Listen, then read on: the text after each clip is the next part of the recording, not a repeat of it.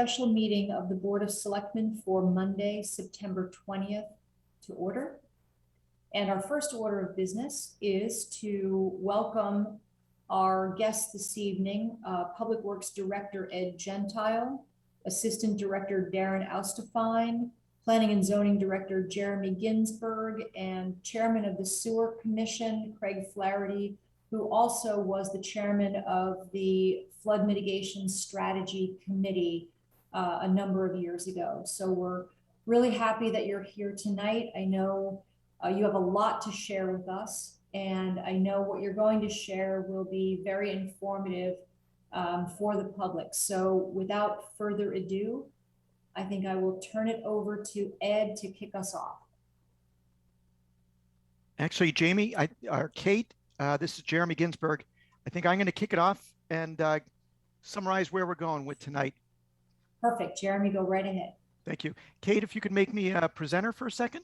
You are a co-host. You should be able to share your screen. Okie dokie. Great. Good evening, everyone. My name is Jeremy Ginsburg. I'm the Director of Land Use in the Darien Planning and Zoning Office. Here tonight to talk to you a little bit about some of the basics about flooding. As Jamie mentioned, I'm here with Ed Gentile, professional engineer from Town of Darien, as Public Works Director, and Craig Flaherty. What really hit home for us is obviously we've spoken to many of you over the past couple of weeks. We were all in the meeting earlier tonight to hear some of the events which have occurred. We've received numerous emails, letters, met with many of you in person. So we're going to talk a little bit tonight about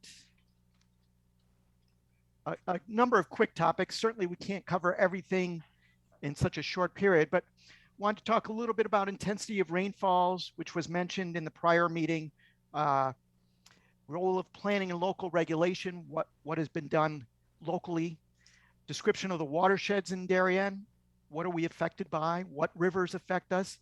Mr. Flaherty will touch a little bit about the Flood Mitigation Committee work, which started in 2007, and Ed Gentile will give an update on the Naroton Heights train station project, which might help a little bit relative to drainage.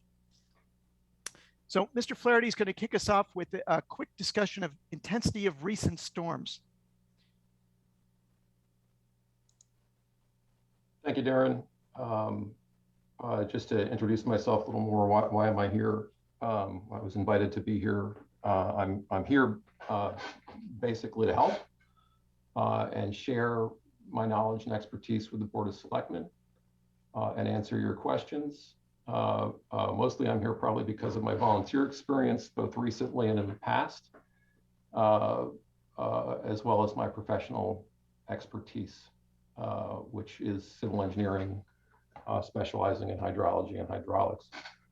I served on the Environmental Protection Commission for 7 years, and that included 2 years chairing the Flood Mitigation Strategy Committee. The Environmental Protection Commission, of course, is the town's wetlands agency, Conservation Commission, and Flood and Erosion Control Board. The Flood Mitigation Strategy Committee was simply an advisory committee, and advisory committees are created by the first selectman to look into specific topics and bring findings or recommendations back to the first selectman and or Board of Selectmen. I jumped from those boards, and I now chair the Sewer Commission, which has oversight over our sanitary sewer system in town. Now that we have a meteorologist watching, I'm nervous about the next part where I play amateur meteorologist, but I think looking at some rainfall depths will help provide context for the storms that we had. We're going to go back in time first to some of the heavy storms that occurred in 2006 and 2007, again, just to provide context. These were the storms, particularly the ones that happened in 2007, that spurred the town to create the Flood Mitigation Strategy Committee and adopt new regulations and new maps, which we'll hear a little bit about tonight, and study in detail 3 of our major river systems. But the one that most people remember is the April 2007 storm, which probably caused the last worst flooding before the ones we saw this summer, that was 4.9 inches of rain over 24 hours. 24-hour depth is not as critical as some of the intensities you get during the rainfall event, but this is just big picture information. There was an event in 2007 not captured by the Bridgeport or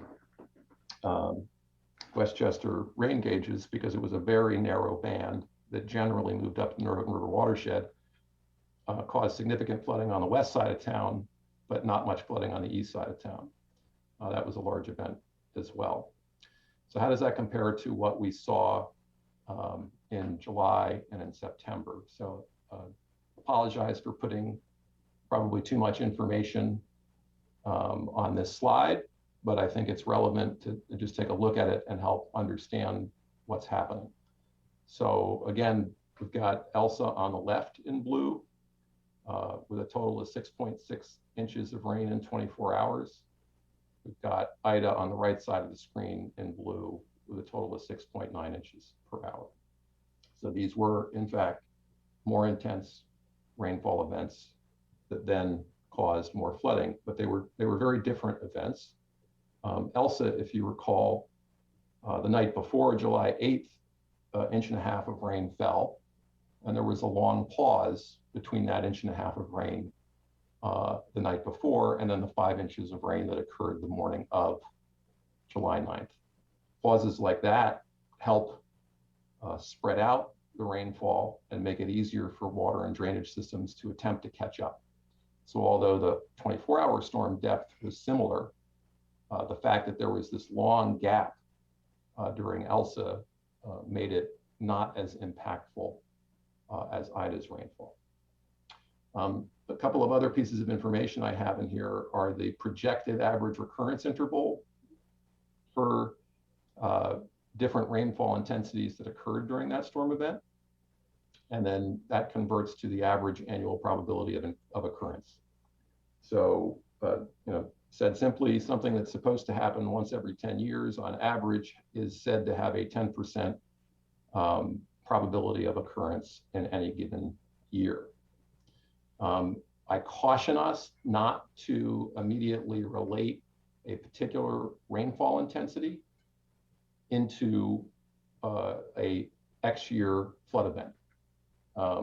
Rainfall intensities impact different watersheds in different ways, and how a watershed or a river system reacts to a rainfall event and how much flood occurs has a lot more components and factors to it. But what we saw, for comparison's sake, in a 1 hour window during Elsa, we had close to 2 inches of rain during one of the more intense parts of the storm.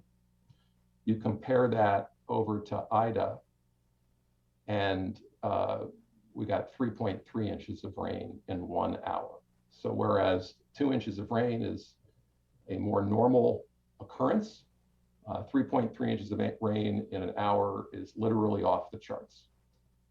The intensity of Ida is something that we have not seen before. And this is why many people saw flooding that they have not seen before. Listening to damage reports from around town and hearing witness reports from around town, Ida really is an event that has caused flooding not seen in town since 1955. And we can see why by looking at the rainfall intensities that occurred during the storm. At one point, we got 1 inch of rain in 10 minutes. These rates during Ida were extreme, 6 inches of rain in 6 hours. If you feel like it's raining more, that's because it is.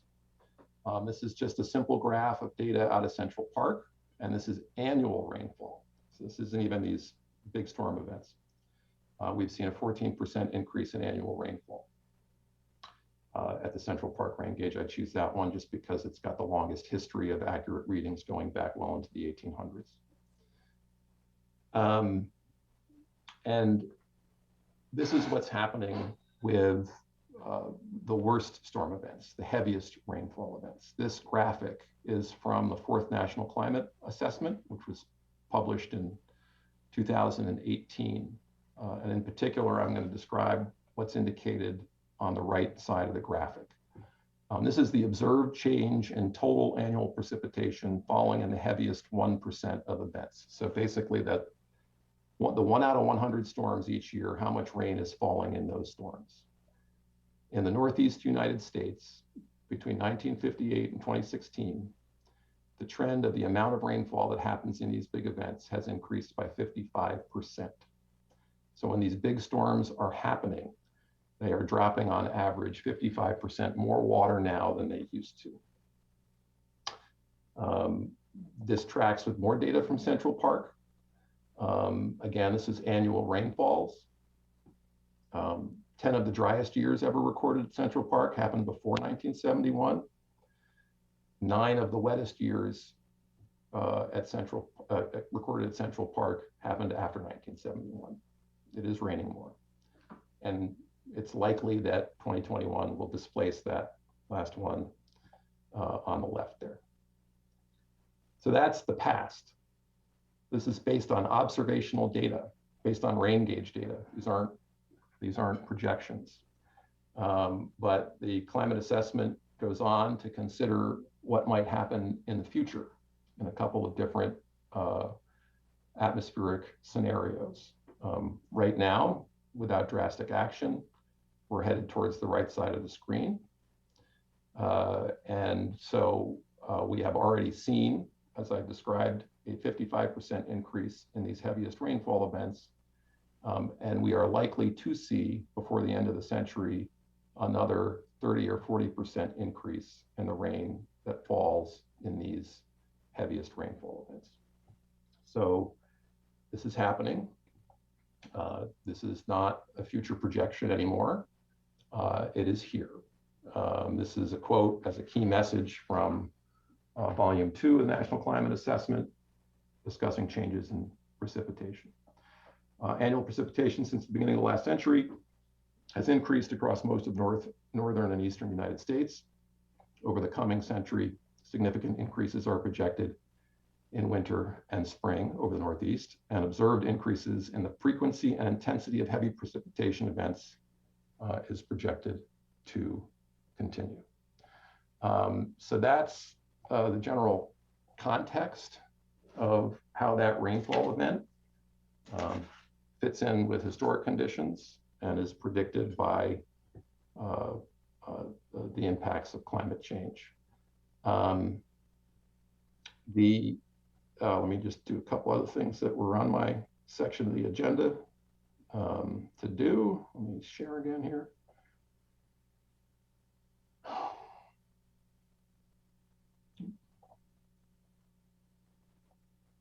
So the town has a digital information system online for everybody to view. You can go to MapGeo Darien, Connecticut, and you could look up a lot of different interesting things about your property and other properties.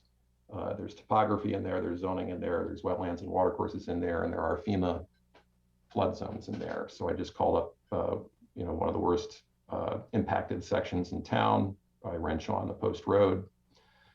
There's a couple of different components to a floodplain. The light blue is the regulatory floodplain. That's also affectionately called the 100-year floodplain. Just because it's called the 100-year floodplain, I don't have to tell the people that are there, is not to suggest you're only going to get flooded once every 100 years. That's when the floodplain is full.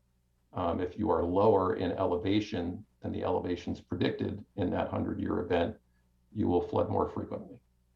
So the information here also shows you the predicted elevation of the flood at various sections along the river. And these are available for the main segment of Stony Brook and the main segment of Goodwives River. The red hatched area is the regulatory floodway. That's where typically water is moving with velocity. Regulatorily, we don't allow obstructions to be built in a floodway. We may allow people to build pursuant to the regulations, which Jeremy will get into, resiliently within the floodplain, but no obstructions really are allowed in the floodway. You see a light kind of peach color. That's a 0.2% probability of occurrence, which is, again, turn 0.2% upside down. That's the 500-year flood. Based on information, again, witness reports and a few data points that I have, which is not substantial, and the town is collecting and should collect accurate depth information from as many eyewitness reports as possible and tie those with a real world survey so we can understand exactly how much water is flowing where. That was one suggestion, and it's a good one, and we're doing it. Basically, this flood that we had, at least in the Stony Brook watershed, did not get up to the elevations predicted in this study that is now FEMA's study, which was actually completed by the town and Malone McBroom in 2009, with a request to change the maps in 2013 and 14 to adequately map the risk profile for these areas. So it's approaching the 100-year flood, but at least in some of the data that I've seen, didn't quite get there. Now that could change as we acquire more data.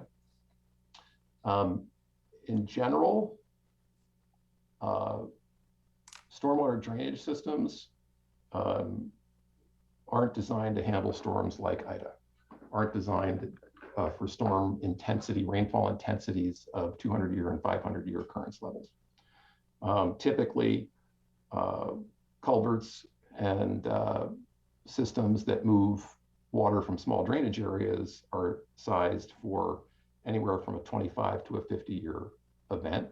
Drainage mitigation systems are generally sized, are required to be sized for a 50-year event, and depending on circumstances, may be sized for larger events if they're in sensitive areas. So I think that just kind of gives you a big picture. I think Jeremy was going to pick up the role of planning and regulation from here. Sure. Thank you, Craig. We'll pick up a little bit in terms of the role of planning and regulation. As I mentioned earlier, Craig and Ed are engineers. I'm a planner by trade. I could talk a little bit about what the Darien land use boards and what the town has done relative to regulating new development. As Craig said, this has become a more important issue since the 2007 storms. Certainly, Craig and I were around for those storms, and what's going on now very much happened 14 years ago with post-storm analysis, review, what can we do? And I'll talk a little bit about the various things that we've done from a regulatory standpoint. First and foremost, of course, Darien had flood regulations, but those came on in 1981, which is 40 years ago. But if you think about it, Darien's about 201 years old. So for the first 160 plus years of its existence, there were no constraints or regulations regarding development within flood zones and within floodways. As Craig mentioned, certainly there's structures now that would be treated and reviewed differently under current regulations. The advantage of the flood damage regulations is it does allow Darien property owners to participate in the FEMA flood insurance program, but that's only possible if the town has these regulations on the books and enforces them. So these regulations must comply first and foremost with FEMA requirements. If there's any updates, the Town Planning and Zoning Commission must amend its regulations to include those updates as part of its zoning. All work within the flood zone, you may require, Craig just had on the screen the areas in red and blue. Those areas require formal review and action by the Planning and Zoning Commission, whether it's new house or house addition, commercial development, it all would need review and action by the Planning and Zoning Commission.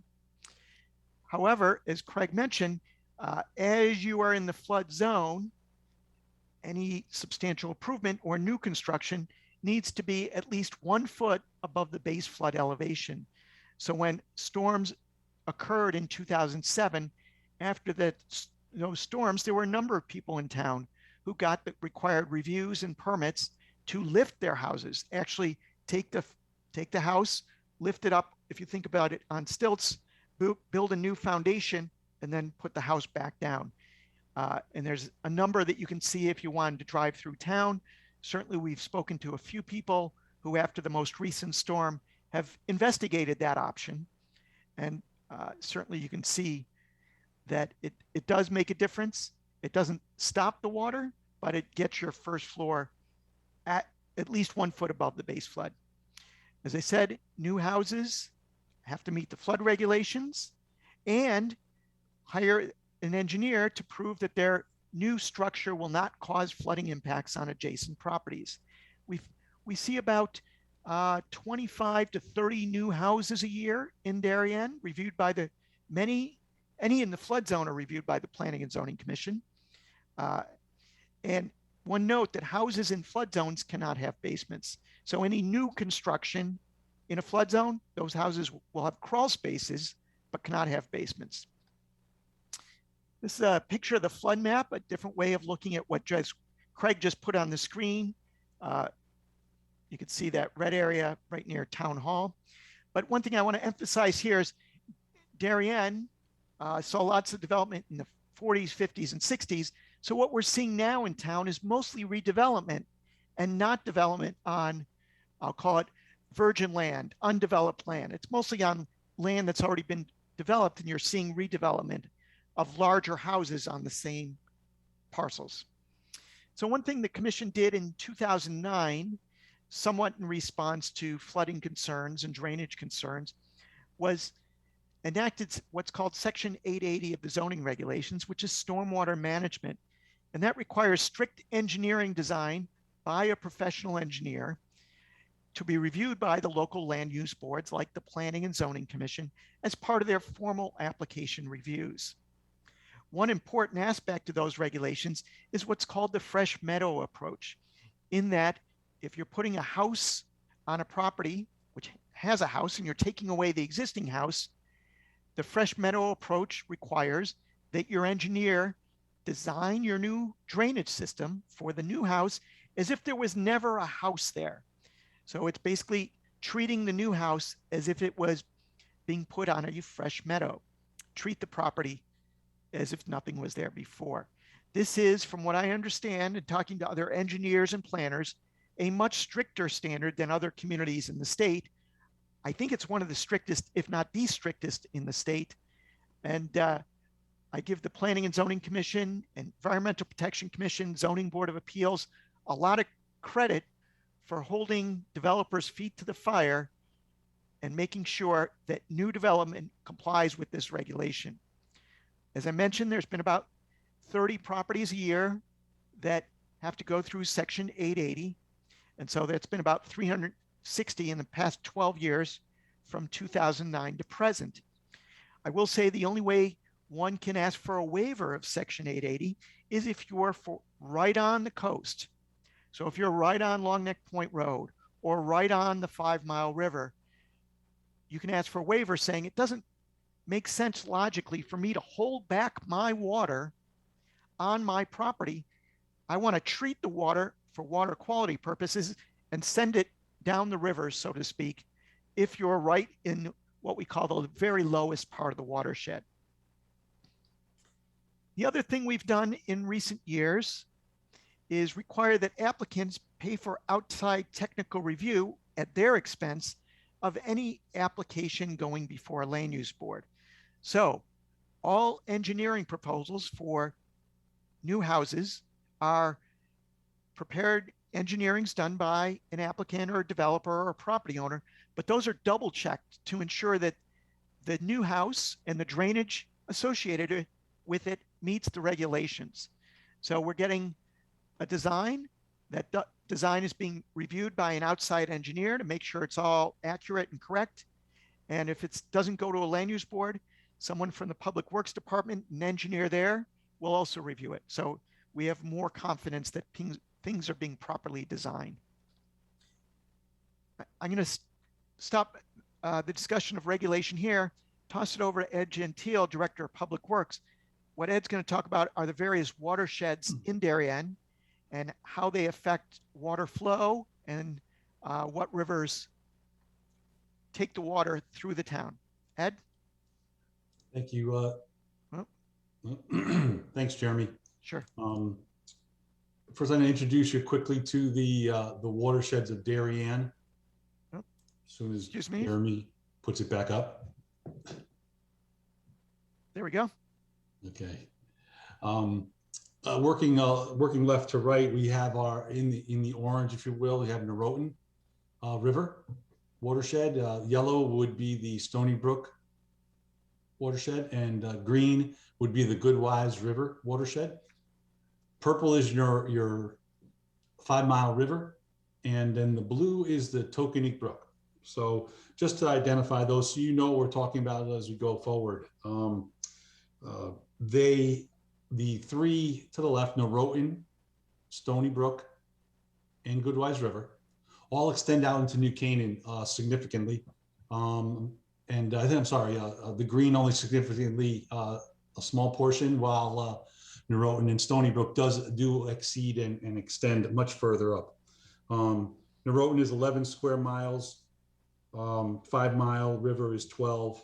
Stony Brook and Goodwise River are 4 and 2 each. So just to give you a magnitude of what's coming down from the north, and it flows north to south towards Long Island Sound. I know that sounds silly, but sometimes it doesn't go that direction.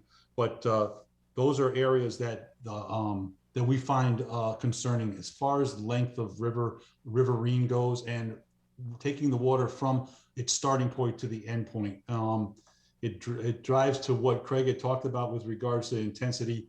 The peak of those rivers coming through a certain area at a certain time. There's one other section in the lower left-hand corner of Darien, down in that area that drains actually directly to Holly Pond or the Long Island Sound. That's not a contributor to any of the rivers that come through Darien. An interesting note as we are going through some of this information, I found this out a while ago, was that most of our waterways, that's approximately 80% of our waterways, travel through private property. So that leads us to a maintenance question, not only for the town, but for our residents too, knowing that we have to be responsible around our rivers, our streams, and our brooks.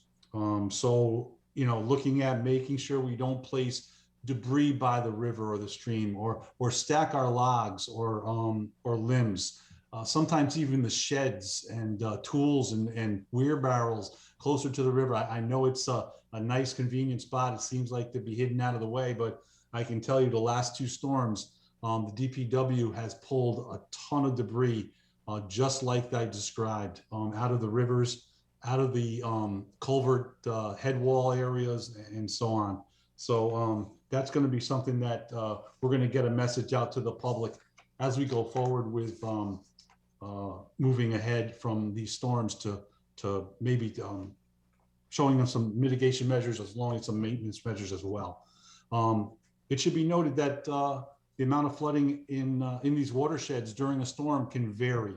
Not particular to this last storm, but to Elsa and a prior couple storms before that. It was something that we noticed where the Naroton River would be fine, and Goodwise River and 5 Mile River would flow above their channels and outreach their banks, causing flooding in the areas along it. So that should be noted also. What we do plan on doing as we move forward, we'll be working with the Darien EOC and Planning and Zoning over the next few months to gather flooding information with regards to nature of its depth of flow and impact to the areas. It's something that Craig had mentioned previously. I think it's a great idea. It's a good way to evaluate what had happened against what our FEMA maps and are telling us should happen. And going back and evaluating where we may have run into blockages and see if that had impact also from the debris that was coming down the stream. It's critical in understanding as we move forward through these, how much water is actually moving through these waterways. We got rain gauges now in town. We have 2 different locations. We're going to use that to also assist us in evaluating these systems. But moving forward, I think it's important. And I think one of the callers mentioned the Stormwater Authority. I know I'd heard about it a year or so ago. It is something that, due to these storms, it's a great opportunity to start our stewardship, not just the town, but the residents also, on how we can better handle these future storms that are coming. The other piece of it also are some opportunities with some circa grants from the state and some resiliency grants also. So this is something we're looking forward to doing really soon and moving forward into the future.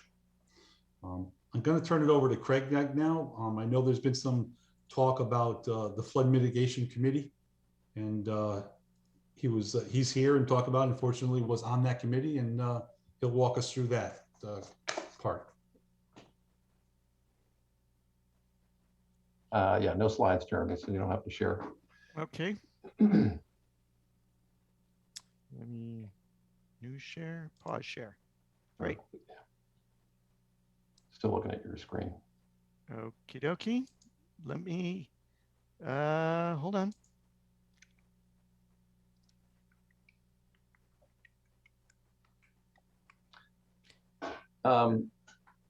Just to pick up on a couple of things that Jeremy and Ed mentioned. Ed talked about debris floating down the river and then making matters worse by clogging underpasses or culverts. This is not just debris that may have been in the river channel or stream channel itself. When you get these significant floods and the river and stream channel overtops its banks and starts accumulating depth in the land area outside of the river or stream, anything that's floatable in that area will get floated and picked up by that flood and moved along. The log pile you put in the backyard by the river, the brush pile you put in the backyard by the river, the lawn chair, anything that's in a low-lying area on your property near a river or stream could potentially be picked up and pushed downstream and make matters worse. Fences, if they're not thoughtfully placed or designed, can get dislodged and then again make matters worse downstream. So in terms of reviews of applications or just overall stewardship of your own property, you can help things by keeping areas by next to those rivers and streams clean. Ed mentioned the differences in floods between the watersheds. That has to do with their size. We talked about Naroton River watershed being 11 square miles. I think 5 Mile is 13, whereas the Goodwives River watershed is 2 square miles. So smaller, more intense storms will be the critical storms for smaller watersheds, narrow watersheds, steep watersheds. But longer sustained storms will be the critical storms for larger, expansive watersheds like Naroton River. It might take a day or two of sustained rainfall for the Naroton River to reach its worsened critical points, whereas these 6 and 12-hour storms we were seeing really seemed to be close to the critical events for the Goodwives River and the Stony Brook. So the Flood Mitigation Strategy Committee was created by the first selectman at the time. I think it started in 2008. After the 2007 storms, the town started contracting with consultants to prepare these watershed-wide studies. We started out by acquiring new topography for the entire town down to 1-foot contour intervals, the 2008 topo. This updated previous mapping that was from 1955 with 5-foot contour intervals. So we had a much more accurate picture of our landform and our rivers. The consultant selected to do the 3 watershed studies was Malone McBroom, and they produced voluminous reports for the Stony Brook, the Goodwives, and the Naroton River watersheds. So really, one of the primary purposes of the Flood Mitigation Strategy Committee was to evaluate those reports and make recommendations back to the first selectman.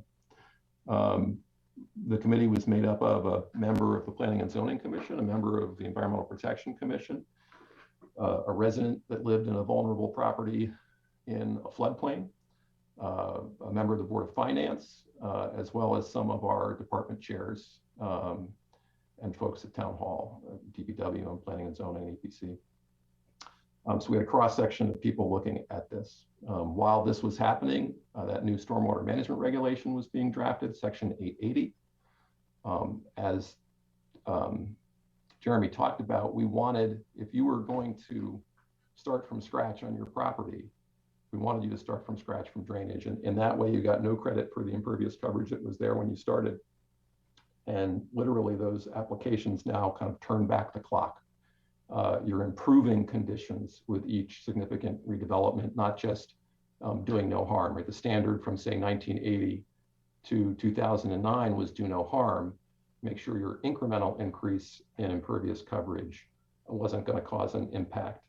Now you actually had to make up the difference for all of the impervious coverage on your property.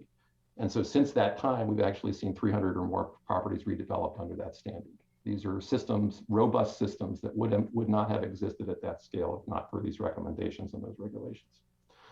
So there were 12 or so official recommendations that came out of the Flood Mitigation Strategy Committee. One was once we had the data on the Stony Brook and the Goodwise River, we realized that FEMA's risk assessment was not adequate, that more properties were at more risk than the FEMA maps indicated.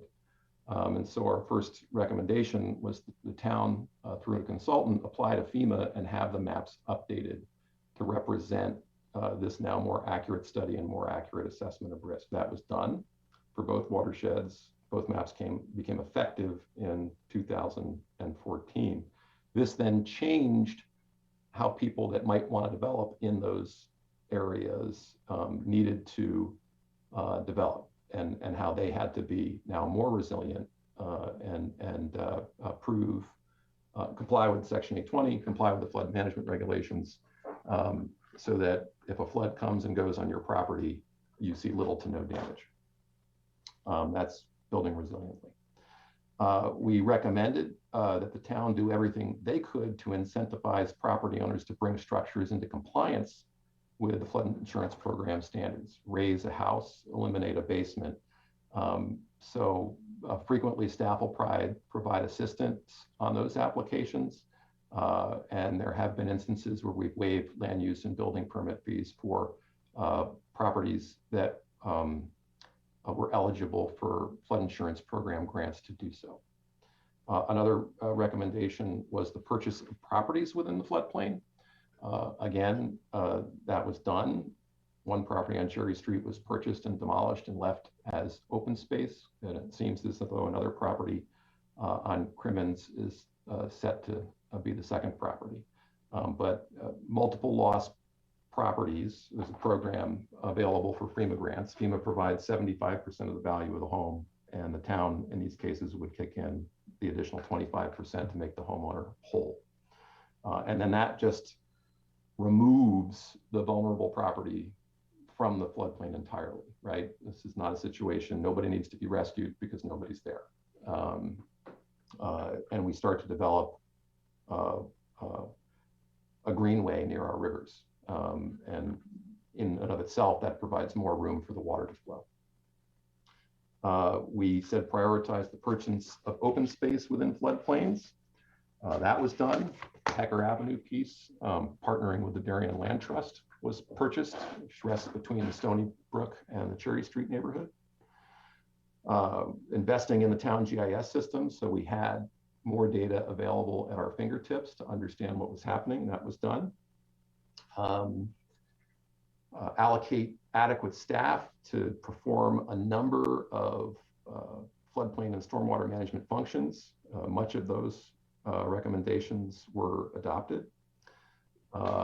Maintain water courses deemed critical to town interests. I know that DPW does understand where their hotspots are and goes and inspects things prior to storms and post storms and manages things, but this is an area we could probably improve in terms of oversight. But again, it's a challenge given that 80% of those waterways are on private property. recommendations 8 and 9, one having to do specifically with the Kelsey Moore Catherine Street neighborhood. We know that that issue has to do with the DOT culvert. A study was done and sent to DOT advising them of the situation. And it, I guess, went to a black hole in DOT. Nothing really came of it. But unfortunately, where the railroad crosses Darien, the railroad effectively functions as a giant dam running through the middle of Darien. It holds back water on the upstream side, and most of the culverts, if not all of the culverts along its length, are undersized to accommodate these huge rainfall events. But it's not as easy as going and doubling the size of all these culverts, because now you would release all the water that's currently held behind that dam onto the lower reaches of all these water courses, and potentially causing greater impact downstream of the railroad. That becomes one of the tougher issues to deal with, which is how do you let more water get through the stream without causing a more significant problem for someone downstream. But certainly between Route 1, I-95, and the railroad, we need to be able to develop a good partnership with DOT if we're going to have viable long-term solutions. Public education, again, we do what we can. I think every land use board talks about stormwater management every meeting. Certainly at the Sewer Commission, we talk about inflow and infiltration just about every meeting. But between those times, being able to get the word out on keeping water, not just the waterways clear, but the areas adjacent to waterways, I think we could do more there. 11 was about rain gauges and leveling the Goodwives River model. We now have 2 rain gauges in town, one on Darien Town Hall, one on Royal Road. That's where the data, or Royal School. That's where the data I showed you came from, was the Darien Town Hall rain gauge. Ultimately, we had asked for that information to better level the Goodwives River model, because believe it or not, I actually didn't believe that the Goodwives River could flood as much as the consultant Malone McBroom predicted. But lo and behold, they were proven right, that the model that is now adopted by FEMA is accurate, because we saw the floodplain grow to that depth and scale. The last recommendation was not adopted. It was separate the Flood and Erosion Control Board from the Environmental Protection Commission. There's pros and cons to both of those things. First, when you create a separate board, you now have to staff that separate board with volunteers. There's a limited pool of qualified people to serve on our boards as it is. But secondly, the thought was that you did not want to create competing interests. You did not want to have the Wetlands Agency looking solely at the ecological function of wetlands and watercourses, and perhaps being hesitant about the flood control project, whereas the Flood Erosion Control Board wanted to propose a major flood control project in a wetland or a watercourse to have benefit. So the thinking was that if you put those conflicting thoughts into the same board, they have to come to a balanced resolution. Keeping them the same board was one way to do it. Anyway, that was the thinking for why that particular recommendation wasn't followed. So let me just make sure I touched on everything Jeremy suggested I do. I think I did.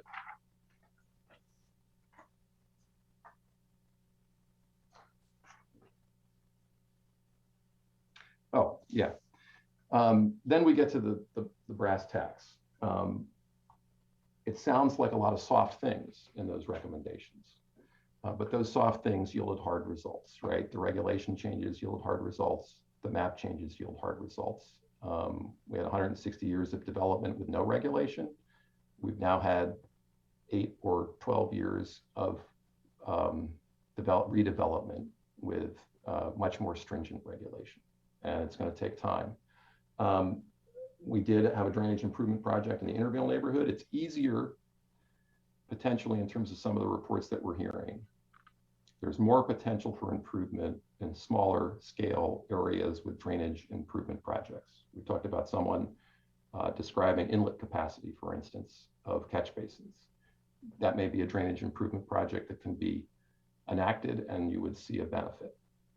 It is much harder to find a way to provide meaningful benefit along the major stems of our major rivers. By the time you get to the bottom of the watershed, there's so much water moving through those areas. It's really about the shape of the river valley and the shape of the floodplain. And it has very little to do with how big you make a particular bridge crossing or how big you make a channel to receive that water. An easy stat is that flowing by Renshaw Road at the peak of Ida, we likely had more than 1 million gallons per minute flowing through that river system. And I know there's folks on the call that live there, and people went through life-threatening situations. People feel more uncomfortable in their homes now than they did before. I totally get that, and I understand that. I am an engineer, and we haven't evaluated these things. I apologize ahead of time just to talk about the challenges we face in those areas. So I'm just going to pick up one sample of what we studied in the Stony Brook, just to give you a sense for the challenge we face in these low-lying areas. So these three studies, the Naroton River study, the Stony Brook study, the Good Wife study, they're all available online. Hopefully they'll get placed to an easy to find, intuitive location. If you live in one of these watersheds, if you live by one of these waterways, I encourage you to read them. Yes, they're engineering and technical, but they're, the narratives are good. They're written in plain English and you can follow. So each one included dozens of recommendations for things that you could do to improve conditions in a particular area. And then it described the benefit those recommendations would have on that particular area. So this is recommendation or alternative 8B. And this covers the Stony Brook River between Renshaw Road, which you see at the north of this graphic, and Post Road, which we see at the south of the graphic. So what it's talking about is removing the house closest to the Post Road, so a public purchase of a private residence, and having it demolished, removing a garage on a property one over, widening the bottom of the channel. So the bottom of the channel all the way through this zone is 30 feet wide. Taking the east bank of this channel and laying it back at a low angle to provide even more room in the watercourse channel.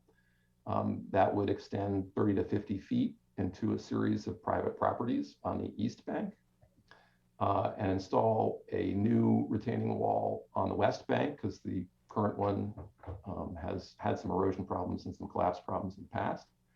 The reason we have a retaining wall on one side and a slope on the other is because one of our major sanitary sewer trunk mains exist just under the west bank of the Stony Brook, goes down to this structure here, which is our Stony Brook pump station. So all of these measures, which we would need property rights to secure, and significantly increase the capacity of the carrying capacity of the river that moves through there. They provided the net benefit. So you see three cross sections on here: cross section G, cross section H, and up here cross section I. So that report provides a study of what's the net benefit. So here's proposed conditions 8B, difference, and this is in feet. 0.3 feet at G, 0.3 feet at H, 0.6 feet at I. Do all that work and see 4 to 7 inches of improvement in the flood depth. To see that in plan view, the blue line is the currently predicted limit of that 100-year flood. The orange line would be the predicted limit of that flood if all of those recommendations were followed. So clearly in this particular instance, we did not see the public benefit to the amount of money that you would have to outlay to create a very engineered channel in this area. That's one simple sample. Like I said, there's dozens, And some are easier and some are harder, and some may protect more properties and some may protect less. But I think it just provides a good sense for, once you're in that river channel, how hard it is to do mitigation. This is why, again, we focused on the stormwater management regulations that hopefully is holding back a little bit of water on hundreds of properties. I mean, I kind of describe that as taking straws off the camel's back one at a time. And that's why we focused on the flood management regulations and making sure people were coming into compliance with those, because once a property is made more resilient and is adapted to the flood, hopefully the flood can come and go without causing damage. And that's why we focused on property purchases, because the easiest way to keep people safe is to not have them there in the first place. So that's the big picture. And with that, Jeremy, I think I'll kick it back to you. Actually, Ed, did you want to talk a little bit about Naroton Heights train station parking lot drainage project? Oh, that's you, Ed. Yeah, that's been one of the projects. It was part of the Heights area, if you will. And as you've heard talked about, Federal has implemented and installed their underground storage system now that was designed to address and reduce flooding in Heights Road. Also part of that 3 project approach was there was some underground galleries also put in the Palmer's parking lot to handle some of the runoff and put into the ground some of the runoff that came off of the Palmer site that would make it to the low area in Heights Road also. The third piece was a design that we had done through Circa and had designed and finished designed about 2 years ago. And we presented to the DOT Rails folks for approval. I have, before we started the design, I had gotten and spoken to the DOT Rails supervisor to make sure that they would be acceptable to putting on-site detention for their parking lot on their property. And it was accepted. So we went ahead with the design, finished in 2019, towards the end of 2019. So for the past year and a half or so, I've been trying to gain approval from the DOT to implement that portion of the project, of the 3 projects that were there. We do have the money set aside. I do continually reach out to DOT Rails folks to see if I can get a final approval so I can start that implementation, but still have yet not gotten that approval. So we will continue to do that. I will continue to push them to see if I can get a response to get that project approved and under construction. Jeremy, I think I'll summarize. We've Sure. spoken for about an hour. So what I'll do is give a quick summary and then kick it back to the Board of Selectmen. So certainly you may recall at the start of our conversation here, we talked about, Craig talked about recent storms and how there have been greater than experienced before, with the September 1 and 2 storm getting the most rain, at least as we can figure as far back as 1955. But things are becoming rainier, wetter. That was measured for some of its intensity as it possibly a 200 or 500 year storm based upon the large amount of rain in a very short period of time. I talked a little bit about some of the work that the land use boards are doing relative to regulation rules, relative to work in the flood zone, stormwater management, review by outside engineers. We talked a little bit about drainage structures and the town's infrastructure and what it should be designed for. And certainly these larger storms is way beyond any drainage system's capability. You wouldn't design for that size storm. And one thing we talked about is the importance of repairing and rebuilding, as Craig used the word sustainability, which is encouraged by FEMA to minimize future flood impacts. What I loved about that alternative 8B that Craig showed, the blue line and the orange line, it really illustrates the amount of work you need to do. And unfortunately, we're not getting the amount of change we'd like in some of these alternatives. And that's why they were not implemented. So certainly we're going to have to, as Craig said, chip away at it little by little if these big projects don't really pencil out and don't make the volume of change that we would like to all see. So with that, Jamie, I'll turn it back over to the Board of Selectmen, and Ed, Craig, and I would be happy to answer any questions you may have about the presentation. Thank you very much. That was a lot of information in a relatively short bit of time when you think about how many years and all the work that's gone into what has been done to date. That doesn't mean that there aren't other things and new things that we need to continue to look at. You know, I do believe from everything that I've seen and heard tonight that, you know, storms are more damaging today than they were 10 to 20 years ago. So, you know, it's incumbent on us to keep pace with our thoughts on flood mitigation and what that means for our town. And I think one of our speakers said it tonight, you know, as we look at additional future development, and as we look at, you know, the subject of a public hearing tomorrow night, as we look to, you know, remove vegetation that can help absorb some rainwater, we have to understand what the unintended consequences of those things are in our very sensitive to flooding environment here in Darien. So I want to thank all of you for being here tonight. Craig, thanks very much for reviewing all the hard work that you did back in the early 2000s. I'd like to kick it off with two questions, if I could, and then turn it over to my board for their additional questions. You referenced a couple times tonight the different standards to which our infrastructure is built, our storm drain system, culverts, etc., and that those infrastructure amenities are not built to handle a 200 or a 500-year storm. So for the public, these design standards, are these our own locally, or are these industry standard criteria by which they're built? You know, are they DOT standards? Just trying to, you know, understand if we're, you know, if we've built it to date, if we've done something where we should have been building to a different standard, or maybe you can elaborate on that a little bit. So that's my question number one. And then my question number two is, I know the idea of a Stormwater Authority is a new one. There was a pilot going on statewide. New London has successfully implemented a project.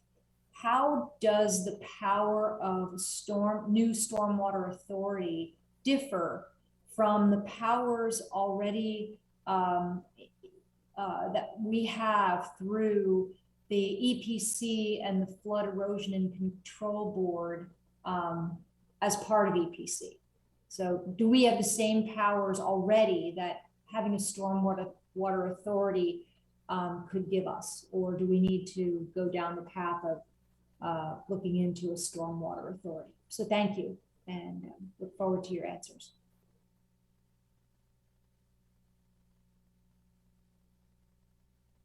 Ed, do you want to start with the storm drains? And in general, most towns have had a 25 or 10-year standard. We have a 50-year standard for new development reviews. And you have to disclose conditions during the 100, but you don't necessarily need to manage. So we're a little bit more restrictive than some other municipalities. But the other thing to remember is, in terms of our streets and roads, they were all built a long time ago under different rainfall rates and different standards. Thank you, Craig. I'll reach on the Storm Authority one. Jamie, I did a little bit of research recently, Bonnie. In New London was the pilot program here in Connecticut that I was aware of. It has it doesn't directly relate to the planning and zoning and EPC aspect of stormwater. It does have a lot to do with the funding for its projects, whether it be design and investigative work or it will be construction. It has a component where they do charge the folks that are using the storm drainage system, if you will, a higher percentage if you're a highly paved area, a lesser percentage if you're residential, grass meadow approach. So those are some of the aspects, but it's more driven towards putting together funding to do mitigation projects and improve infrastructure than it does taking any power away from planning and zoning or EPC, from what I can I understand. think maybe it's also a good question potentially to run by town council, the authority that's given to a flood and erosion control board versus the authority that's given to a stormwater authority.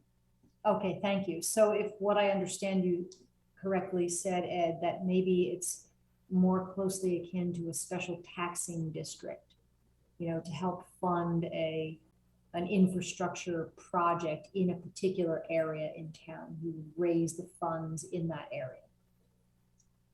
And Craig, point well taken. I'll make sure that we ask town council to look into the differences. Sarah has asked if she could ask some questions. Hi, everyone. First, I'd like to thank Ed and Jeremy and Craig for coming tonight. I greatly appreciate your time and the information.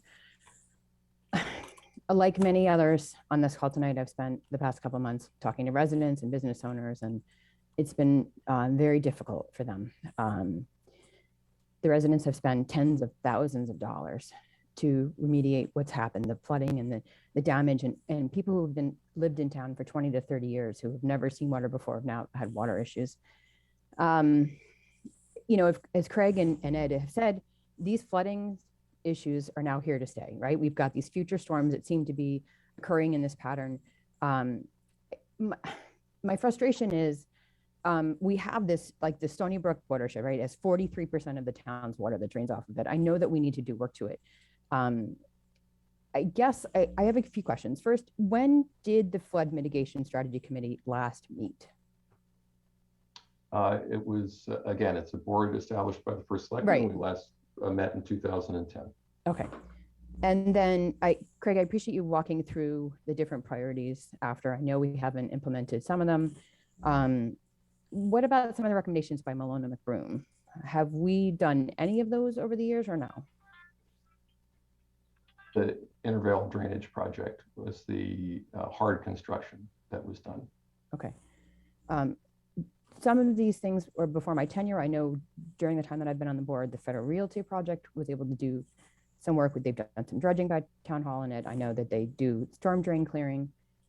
I guess my concerns are the fact that, and Jeremy, I guess I worry that they may not have been able to address some of the total concerns. And I know Craig, you mentioned 4 to 7 inches of difference we could make with the work to Stony Brook. But some of these residents have 6 feet of water in that area that have come into their basement.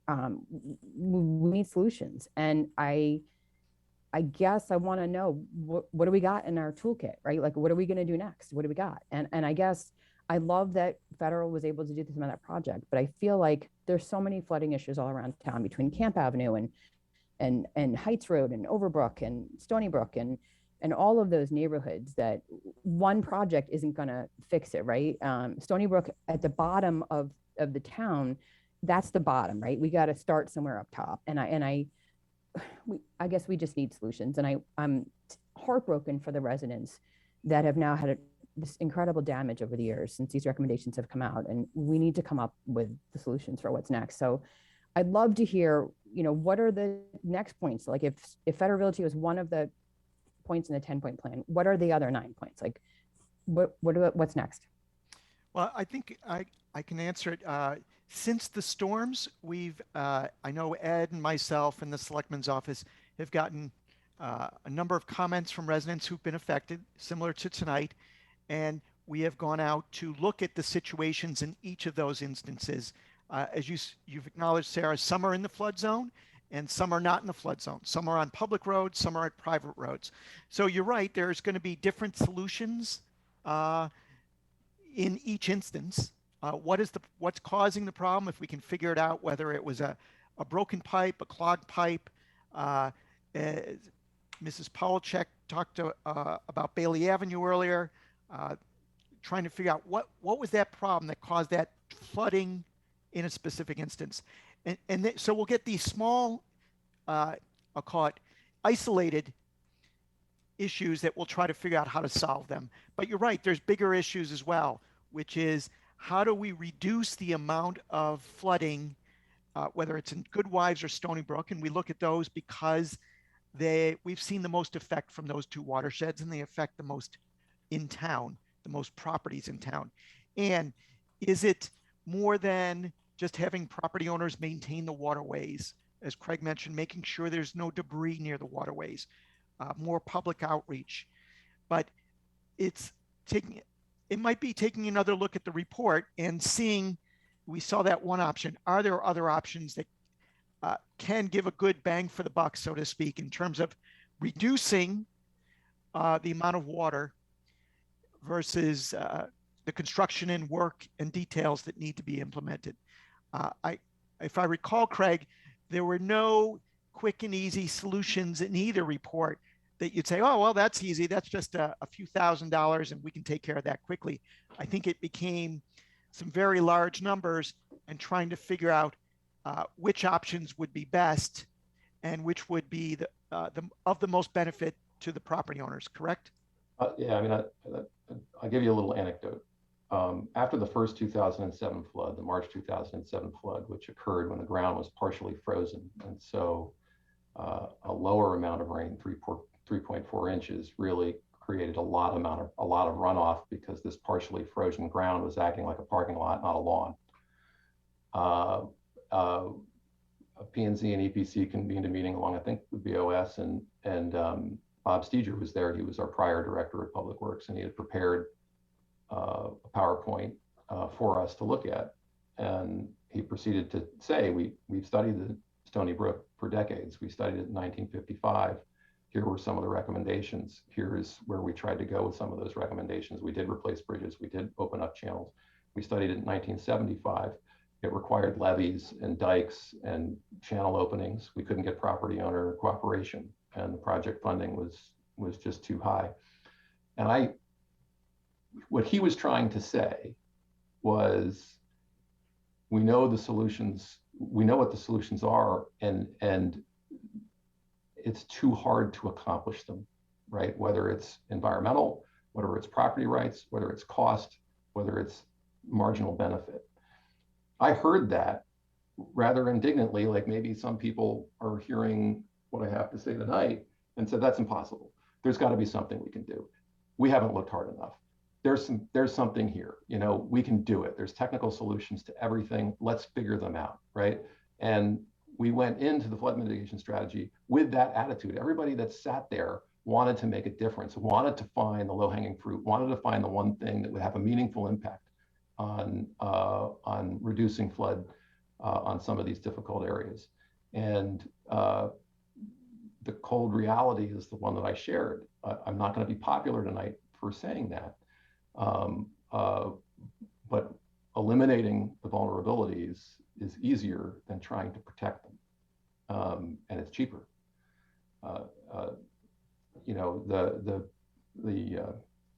The new storage system in Naroton Heights can store 1.2 million gallons. It was chock full in the middle of Ida. But you heard me say that 1 million gallons per minute flows across Renshaw Road at the height of the storm. So how many more of those systems do you want to bury around town to buy an hour?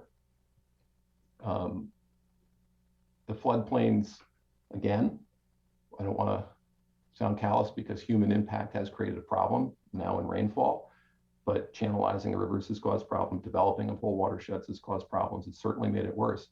But river flooding is a natural phenomenon. The river systems flooded before the Europeans came to North America.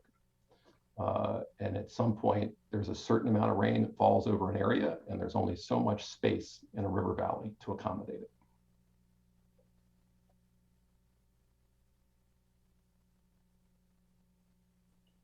Okay, Sarah, unless you have another question, I'm going to turn to Monica. She has her hand up. No, I appreciate it. I appreciate the responses, and I just, you know, Greg, I appreciate the fact that we can't, you know, there is no low hanging fruit. These are big solutions, and we just have to figure out what it is that we can do.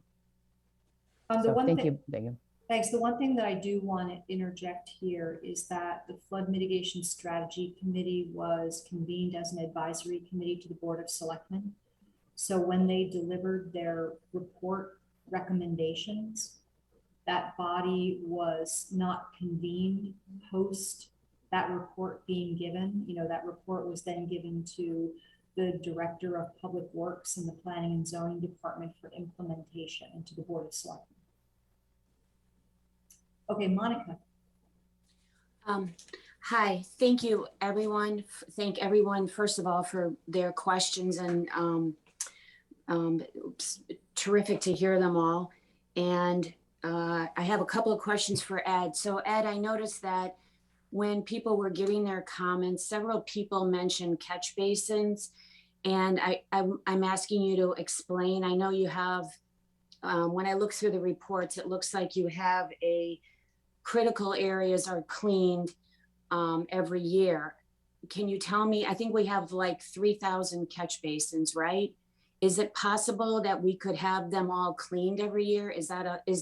Would that move the needle? And is that a possible project? Okay, there was some comments that were made about the basins not being clean or not functioning properly. Now, we are required by the state MS4 program, DEEP, to clean our basins at least once a year. I record every single one that we do. We check the pipes that go out of them. So we do maintain them. Now, we have hot spots, you want to call them low-lying areas that we know we have trouble with flooding. We are there prior to every storm to check to make sure those basins are clean. We have head walls. We do the same thing with those. What I do see happen, and I do see some of the complaints, is maybe and more along some of the instances along the busier roads where they had flooded, as the storm recedes, the material or debris would catch on top of the catch basins, and thus showing an appearance that those are clogged. They're just clogged on the top from the storm as it recedes. We go out there and we do clean them again after the storms. We're still cleaning up after the last storm right now. There's areas that needed help where some of the residents couldn't get certain things taken out of the way. We're going out and we're pulling them away. We've helped other residents remove debris. If they got it out to the street, I would take the debris away. Anything to get these things cleaned up and some back to some normalcy. But to the catch basins point, we clean them, and I don't think there's 3,000, Monica. I don't want to throw a number out there, but that's close. But we do clean them at least once a year, and we do target our prone areas to flooding. Okay, so would it be possible to, after storms like this, have that as on the to-do list to go around and remove all that debris right off the bat, so that if there is another storm within a couple of weeks like we just had, that they're unobstructed? That is absolutely on our list right now. It is. We go out immediately after we hit our low-lying areas and work our way around to the more damaged areas. We street sweep so that stuff doesn't get into the catch basins immediately after also. So we know what happens with these basins if they're not cleaned. We do our best to keep them clean. Okay, I have just a couple more questions. So you mentioned the Palmer's detainment. Is that up and running right now? Yes, it is. It is. How much does that hold? I can't tell you without looking at the report. I can get you that information if you'd like. Okay, and Elsa, the federal collected 1.2 in Ida and 900,000 gallons in Elsa. Does that sound right? Yes. Yeah, okay. Okay. Ed, you mentioned everybody is trying to figure out how we can help people. So that's, catch basins, if that's a solution, let's do it yesterday. You did mention something about grants from the state. Are you referring to, you're not referring to FEMA. What other possibilities are out there? Well, we do have some literature from Circa. They're throwing out and putting to the public resiliency grants again that we have opportunities to put forward. So I'm looking into applying for those right now. Those are the two biggest items right now. They've come to the forefront. And when you get those grants, what happens to that money? Well, hopefully we'll have some projects to put them towards. That's the Okay. whole idea. Okay. There are certain areas, I think I said it during part of the presentation. There's some areas that, and I know people have said it, and it's not surprising that they've never seen it flood before. And I understand you could easily, comment that, well, it's because of the volume of water. I want to be sure of that. And I want to make sure that we locate and document all the areas that have flooded, start looking at the culverts and see if there is a problem with them, because a lot of them are unreachable unless you make your way towards them, specifically some of the ones along West Avenue that cross under the railroad bridge. I want to get to those, want to take a look at them. I want to make sure that they're functioning properly. That's very important to us, and making sure that we document and investigate properly before we spend that money that I would be applying for. Okay, and my last question was, when I was going through the records, I saw the Bakerfield idea. And I understand that that was an above ground kind of pond that would collect this water. So, but I have a couple of questions. One is, do you know if that ever received DEP approval? I'm not aware that it had. Okay. I know that it got significant pushback from people who are very concerned about all of the trees being taken down, which people are more sensitive to now, right? Because you realize that the trees provide many functions, and taking them down would exacerbate the problem. Is it possible to put an underground detention up there on Baker and leave the trees? And if so, would that solve the heights problem? Because I know that the Baker, that's assuming we can expand the culvert underneath the road, but would that solve the problem over on Heights for flooding?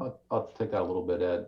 I mean, whether or not something can be placed underground under the fields at Baker, I don't think either Ed or I can answer that question. It has to do with the elevations of the river bottom, the elevation of the field, and where that storage could be placed in relation to the two of them.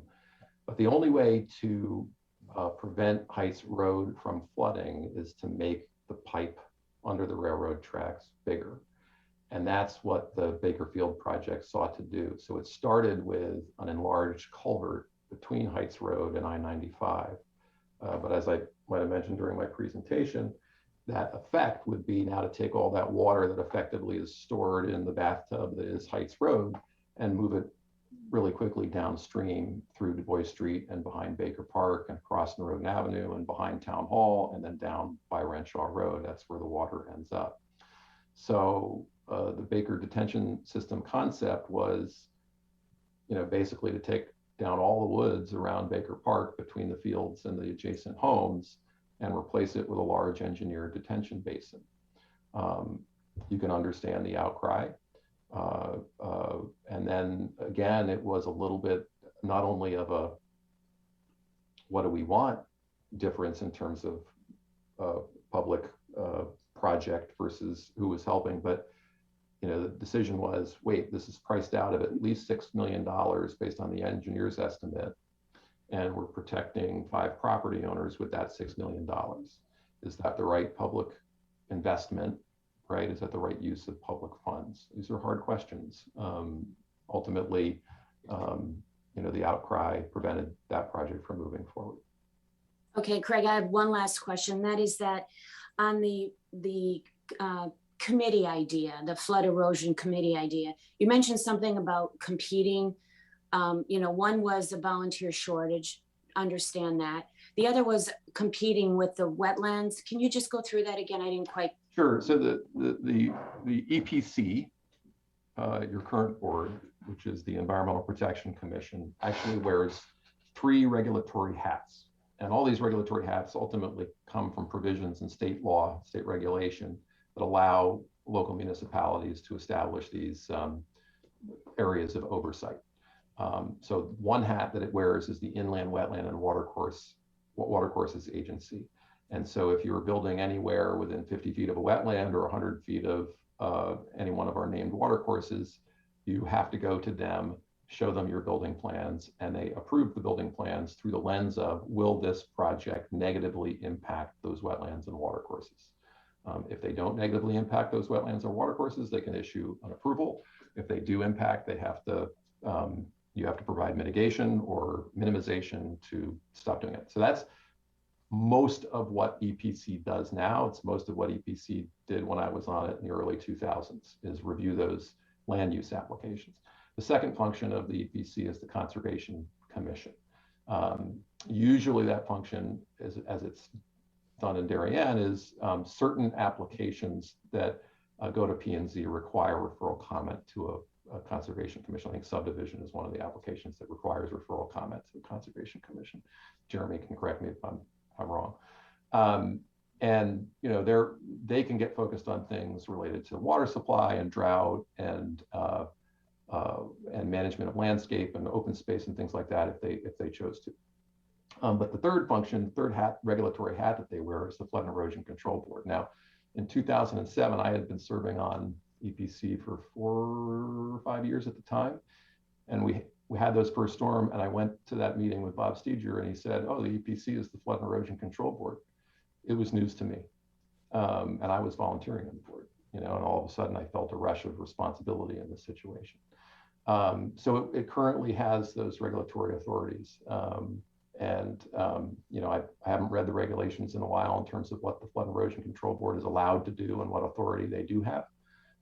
So I can't comment to the nuance of how that might help in this situation. Okay. Okay, thank you. Thanks, Monica. We'll move on to David. He has his hand.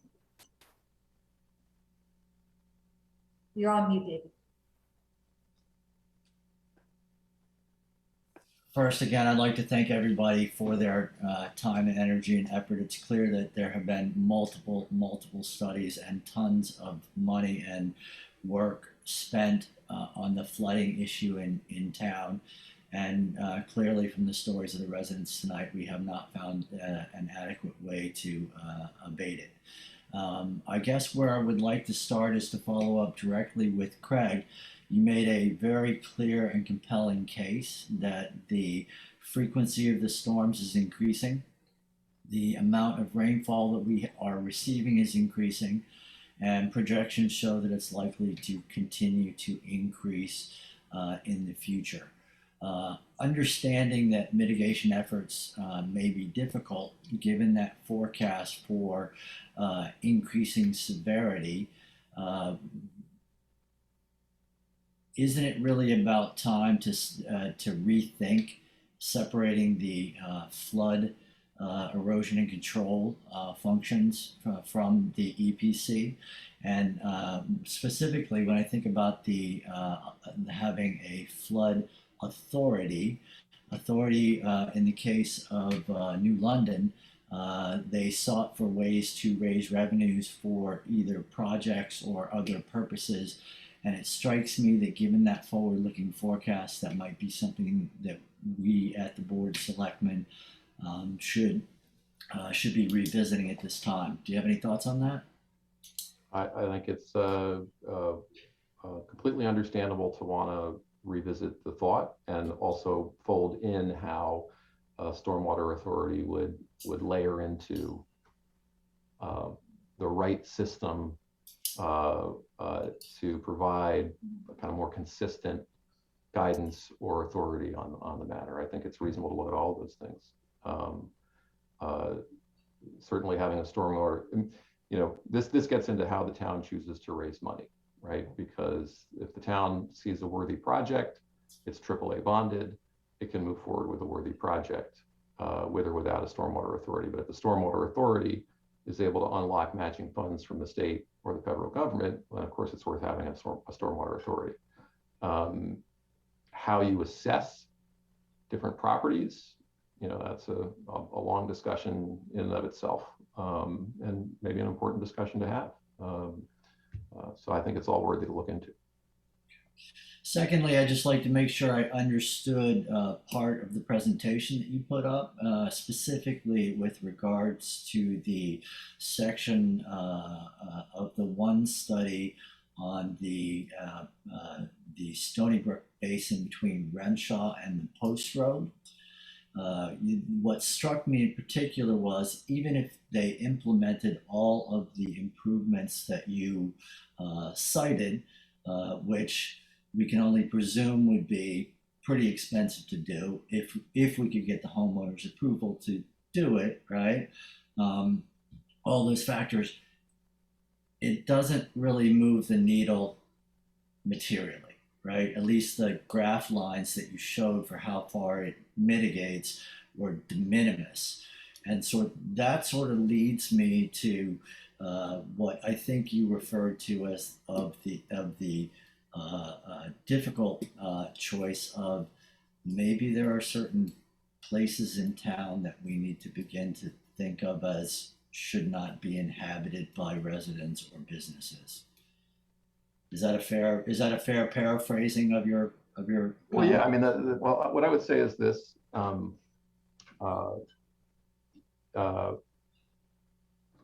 the folks that weren't necessarily in floodplains, where there may be some localized condition that Ed's going to look into, there may be a reachable solution, right? But from all of the work that's been done by me and then my predecessors in the decades past, creating meaningful impact at the bottom of the watershed does not look to be feasible, at least from the solutions we've considered thus far. So the only way to eliminate the vulnerability is to not have it there. Now, property owners have the choice, right, to elevate their homes and make their homes resilient. And we saw that 4 people on Cherry Street did that. Their first floors were lifted up. As properties get redeveloped in the floodplain, they have to conform with the floodplain regulations and make their homes resilient. So I don't know that there's a needed exclusion zone to say you must not be here or you cannot be here. Certainly the floodway is that, but the floodplain, it's more to put people on notice that and create a regulatory framework to require new construction and substantial improvements to meet certain standards. And those are adaptive and resilient standards. Those are achievable, but ultimately those are private properties. Okay. Well, it strikes me that given the increasing severity and amount of rainfall that we're going to be expecting, that maybe the flood authority could work with Jeremy to potentially revisit some of those ideas in terms of whether or not the floodplains should have some exclusionary zones too. But I'll have to leave that to people who know a lot more about it than I. My last question would really be for Ed, if that's okay. And it would be this. I know that you guys do yeoman's work with the amount of stuff that you have on your plate and the requirement to go out and clean the drains as fast and frequently as you can. In the world where there were more resources available to you, whatever those resources would need to be in terms of personnel, whatever, are there more things that you think we could do that might help mitigate in these situations and in other, even potentially lesser storms? So David, the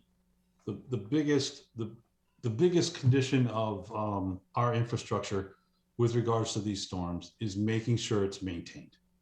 And I have to say that I think we do a fantastic job in keeping them maintained. I think we do a great job in going out after the storms and cleaning up and making sure the system's working again.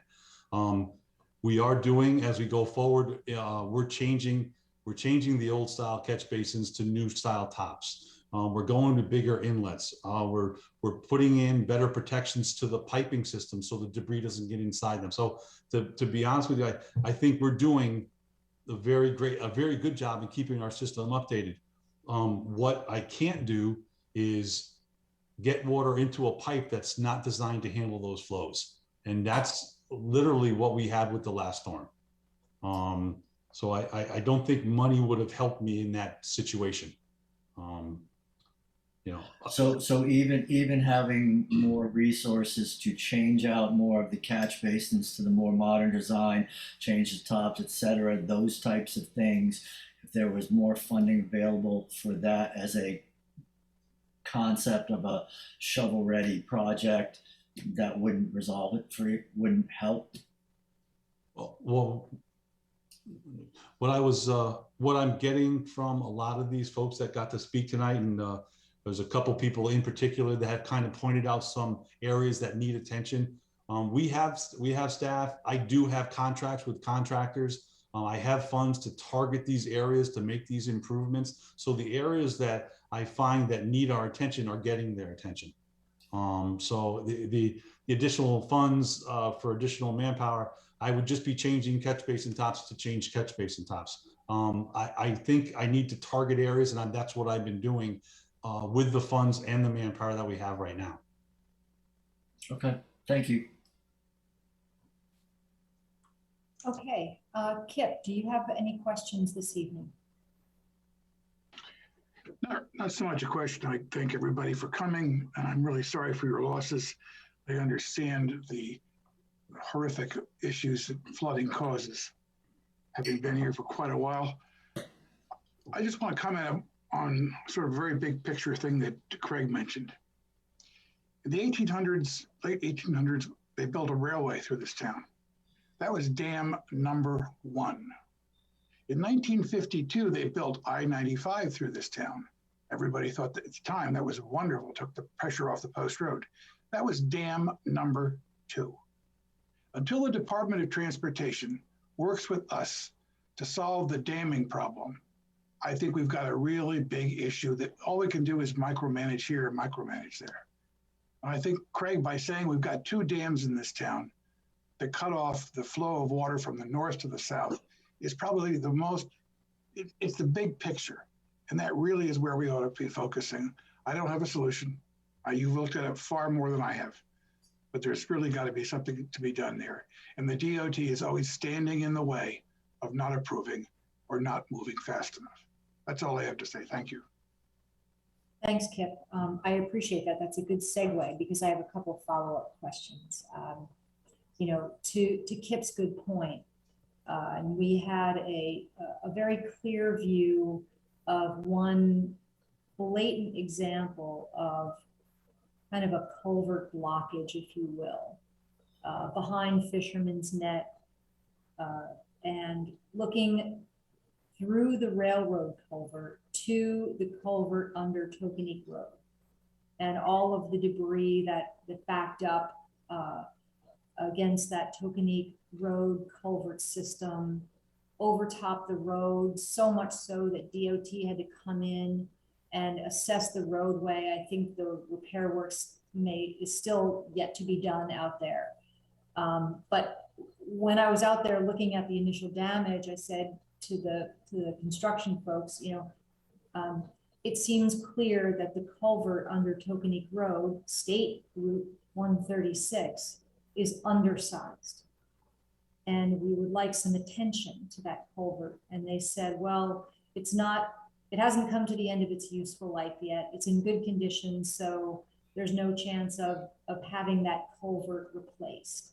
So my question in that comment is this: you know, how realistic is it for us to, you know, to try and get the attention of Connecticut DOT to come here and to assess all the culverts and look at those with us and allow them to see and have the information shared with them about the damage that's done to properties because these culverts are potentially undersized, cause blockages over time. I don't really see the state of Connecticut taking on the liability that they should be taking on for the damages that occur because of some of these culverts. So I guess my question to you, Ed, is this: can we begin, a more aggressive dialogue with Connecticut DOT about wanting them to understand the full measure of the problems of the culverts in the two dams that Kip mentioned? Well, I think, Jamie, that, that tokenique run that they're working on right now, as a matter of fact, under an emergency declaration that they pushed through just to repair their road is a great example of turning a blind eye to a problem. I mean, it's obvious, and I think Craig will support this, that there's two culverts there. One was kind of a hindrance. The other one was just completely undersized as it lifted up the road from the pressure of the water coming through and trying to get into that culvert. So I'm of the right mind to start the process to just get their attention on not just that one, but some of the others. The one in particular that is a little disturbing also is the one at the end of Catherine and Kelsey and Moore. There's a perfect example, and but there's a letter from Craig that I found in the file just recently that explains the process that this guy went through when the design engineer went through when he did the design. So that obviously people need to be brought this information.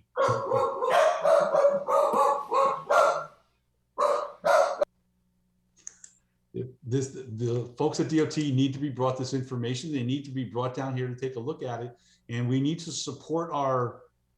The best way to get their attention is to support our assumptions with fact and calculations and some type of engineer study, whether even it's just on a culvert, to show them that it may be in great shape. It may be not at its end of its useful life, but what it isn't doing is processing and passing through the proper flow that we need to have go underneath there, so it doesn't back up into our shopping center, so it doesn't back up into our residential areas. So I think we need to be a little more aggressive. I'm willing to do that, and I think it's time. Thank you. And to that end, if there's work that the Board of Selectmen needs to authorize for you and Jeremy to begin that work, if we need to get the assistance of consultants to do those calculations to present to DOT, I strongly recommend that we begin that process.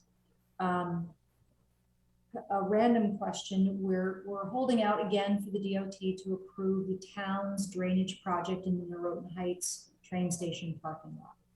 If that approval does not come, is it possible to move that drainage project to be in Heights Road as opposed to in the parking lot?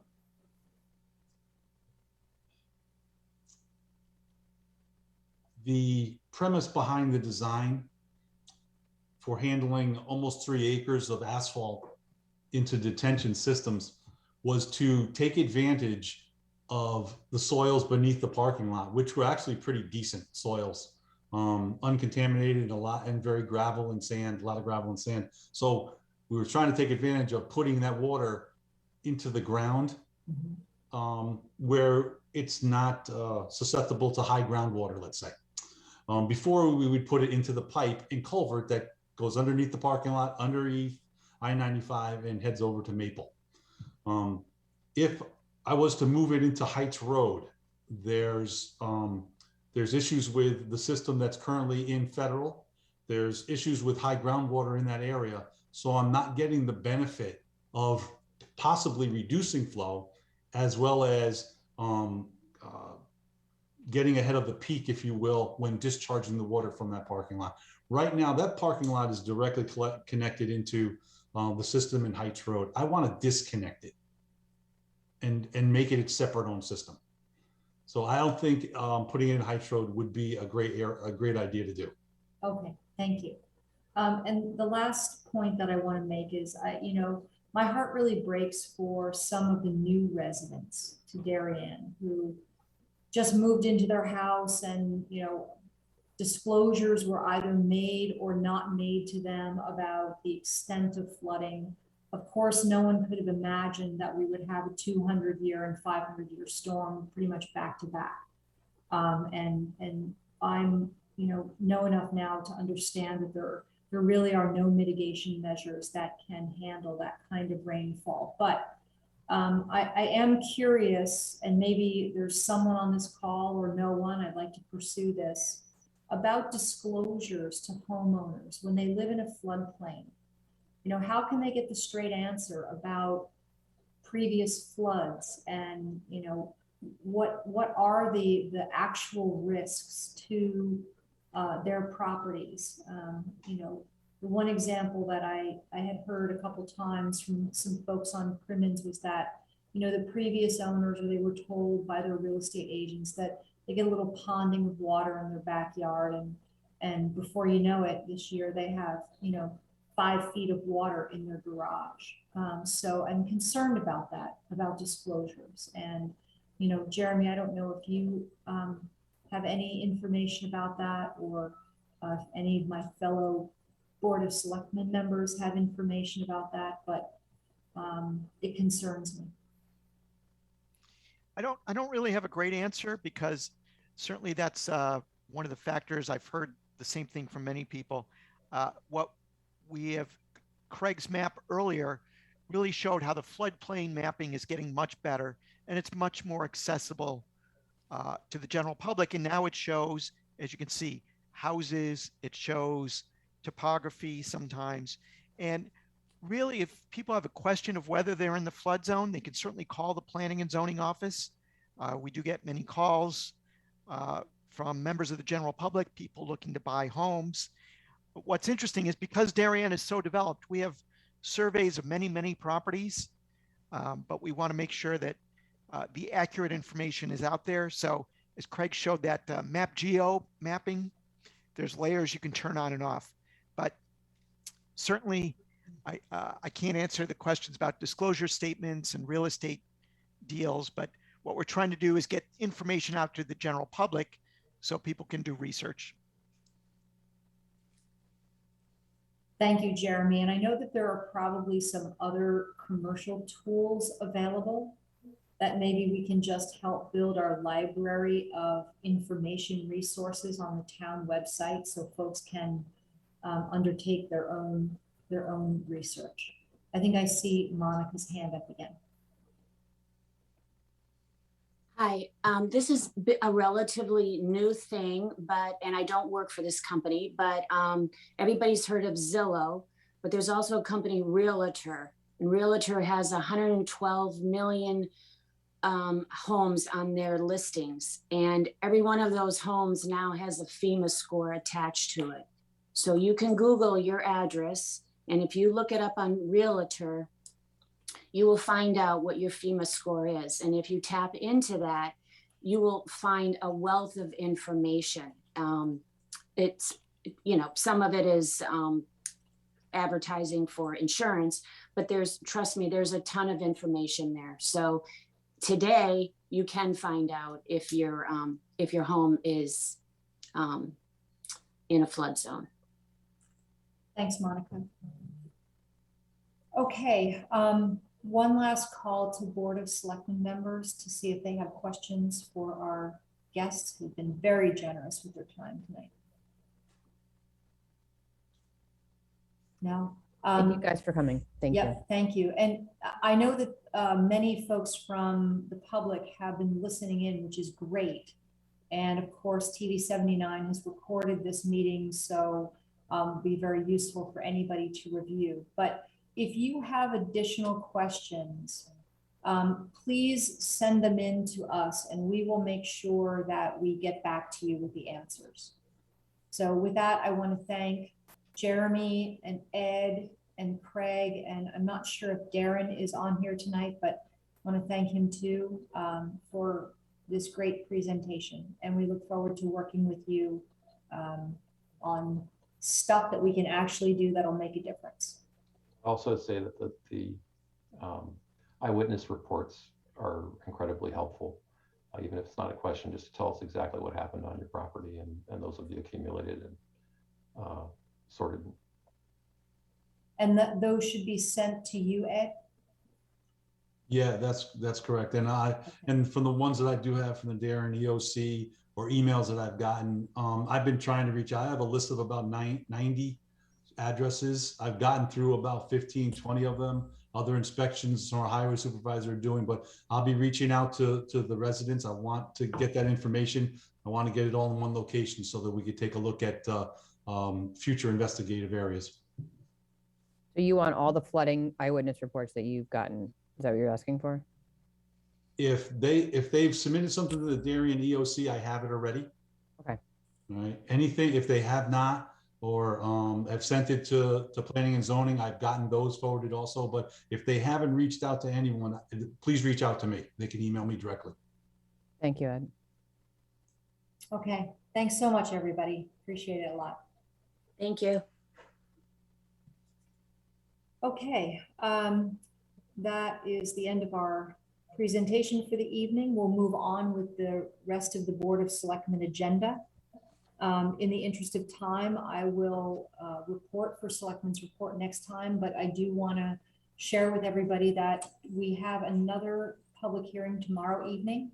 It's a tree warden public hearing to address the trees that have been marked for or asked to be removed by Eversource on Littlebrook Road and Raymond Road. That public hearing will begin at 6 p.m.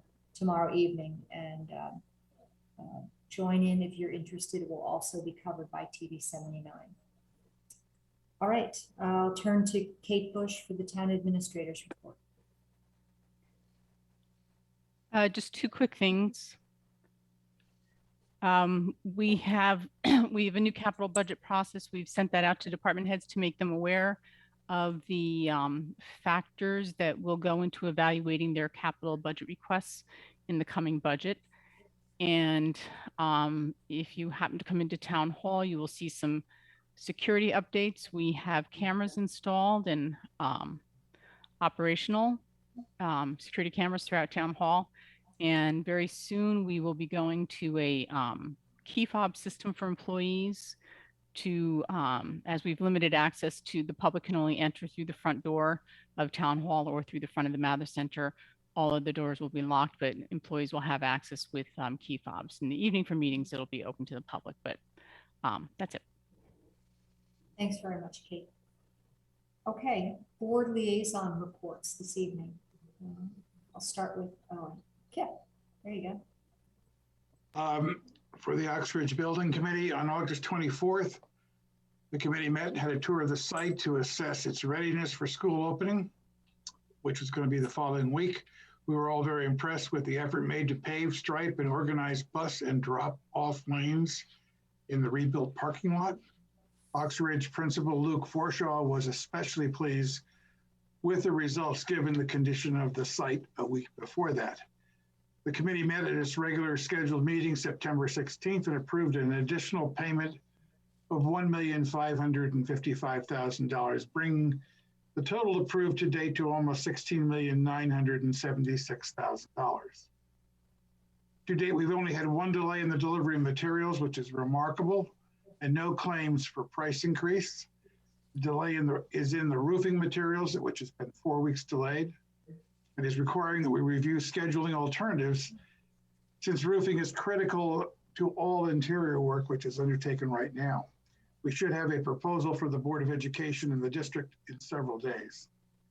The committee was also considered a design change in the assembly wing by placing windows in the wall of the gymnasium rather than at the top of the wall as originally planned.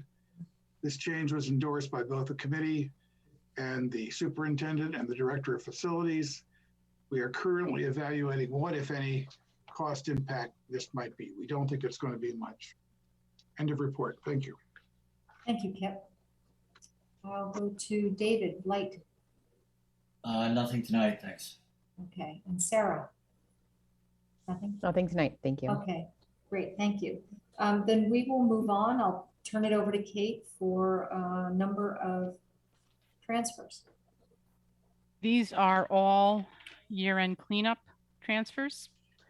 The first two both have to do with holiday pay at the police department. Okay. The first one was communications. And that looks like it was simply, it was a budgeting error. They were included in the holiday pay budget was included in the wrong account. Are you going to take them all at once or one by one? Yeah, we'll take them one by one. We'll go real quick here. So that first one is $19,856 from patrol overtime to communications holiday pay. Any further questions on that? If not, I'll entertain a motion to approve. So moved. Kip moves. May I have a second? David seconds. Any further discussion? All those in favor, please say aye. Aye. Opposed, abstentions, motion carries. Okay. Okay. This is just a continuation of what you were sharing before, right, Kate? Patrol overtime, $11,758 to detective holiday pay, patrol holiday pay, and professional standards holiday. So this one was more with the last contract for the police department. We agreed to give the officers the option of taking holidays as comp time. And so for budgeting purposes, we had to estimate, since it was a pretty new thing, we had to estimate what the spread would be, how many would take it as comp time and how many would take it as outright pay. So our estimates were off. Okay, any further questions about that? Entertain a motion to approve the transfer. So moved. Kip moves. May I have a second? Sarah Sure. seconds. Any further discussion? All those in favor, please say aye. Aye. Aye. Opposed, abstentions. Monica, I see you have your hand up. Do you have a question? No, mistake. Okay, great. All right, motion carries. Okay, Okay, so the next one is the Parks and Rec program expense. If you remember, a couple of months ago, we did a rather large special appropriation for them as their programs were going great guns. And we were taking in a lot more revenue, but also that meant some more expense. So they underestimated quite how much we would need for the rest of the year. So rather than do a special appropriation this time, they're basically just cleaning out some of their other accounts to cover the overrun in the program expense. But if you note on the form, our program revenue hit an all-time high of 1.1. So we netted $300,000 on our Parks and Rec programs. that's And awesome. just as an aside, Jen and I are talking about, and she's going to be talking with the auditors about other ways we can handle this in the future so that we don't need to be doing transfers like this. Great, thank you. And well done to the Parks and Rec Department. We're going great guns. So this is a transfer of $37,659 from a variety of different accounts to program expenses. Are there any further questions? Sarah? Just a couple quick questions. Kate, are these accounts that are all listed, the account numbers from part-time salary down to contingency, are these all at zero now? Or do they have other balances in them? My guess, I don't know the answer for sure, with the exception of the contingency, my guess is that they've all been brought down to zero.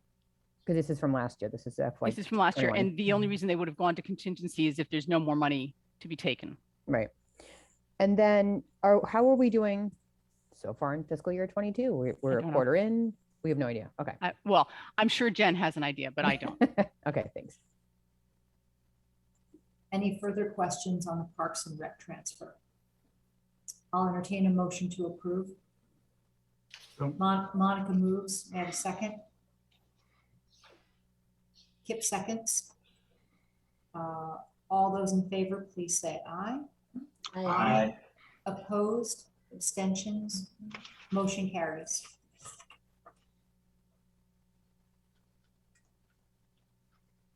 The next one is registrars. We had 3 election events in the same budget. We budget for known events but this went one beyond. So we had some slight overruns. Okay, so this is a transfer of $4,602 from contingency to part-time salary, professional services, and training services. All right, are there any questions about this transfer? I'll entertain a motion to approve. Sarah moves. May I have a second? Was that? So moved. Thank you, Monica. Any further discussion? All those in favor, please say aye. Aye. Aye. Aye. Opposed? Abstentions? Motion carries. Thank you.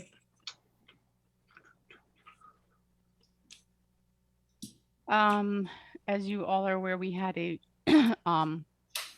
long-term vacancy in the town clerk's office after the death of our former town clerk, which necessitated some seasonal and temporary employees to assist.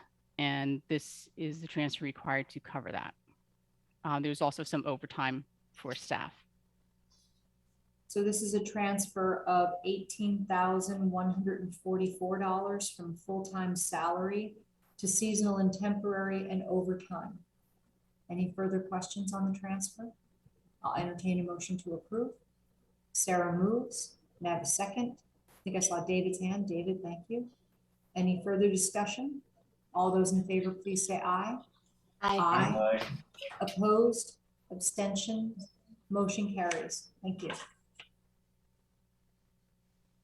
Okay, and the last one is umbrella insurance. Our excess liability policy increased significantly in fiscal 21. Basically, it's due to a hard market. There weren't a lot of options for us where to go for the excess coverage, but we did have a positive balance in workers' comp to offset it. So this is a transfer of $11,366 from workers' comp to our umbrella policy. Any further questions? Motion to approve. So moved. Kip moves. May I have a second? Second. David? Oh. Okay, That was, It's a race. that was a race. I saw David's hand, so we'll go with David. Any further discussion? All those in favor, please say aye. Aye. Opposed? Abstentions? Motion carries. Okay, that's all of our transfers. So we have meeting minutes of our regular meeting from August 30th. Any corrections, edits?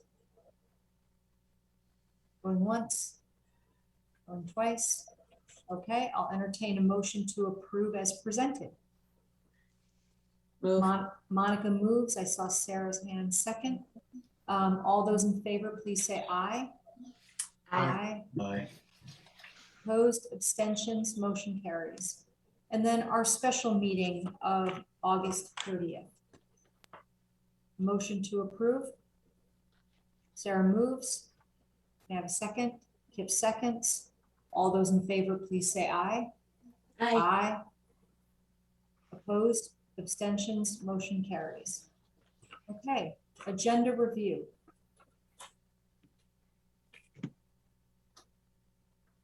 Jamie, this isn't really agenda review. I just would like to thank Terry Gaffney and the Monuments and Ceremonies Committee for a moving 9/11 tribute and all of their work. It was very nice. So thank you.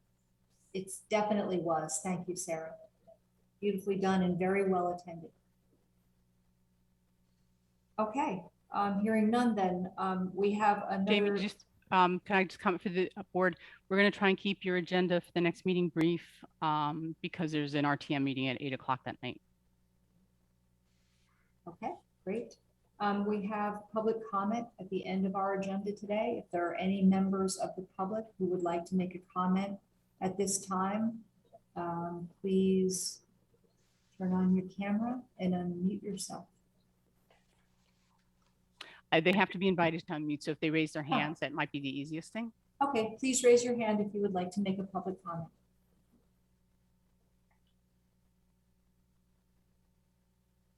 Going once. Going twice. Okay, I see no hands. How about you, Kate? I don't. Okay, then I will entertain a motion to adjourn. So moved. It moves, Monica seconds. Who got first? Everybody's hand went up, but I heard your voice. Yeah. All right, all those in favor, please say aye. Aye. Aye. Great. Thanks, everybody. Very good meeting. Appreciate that.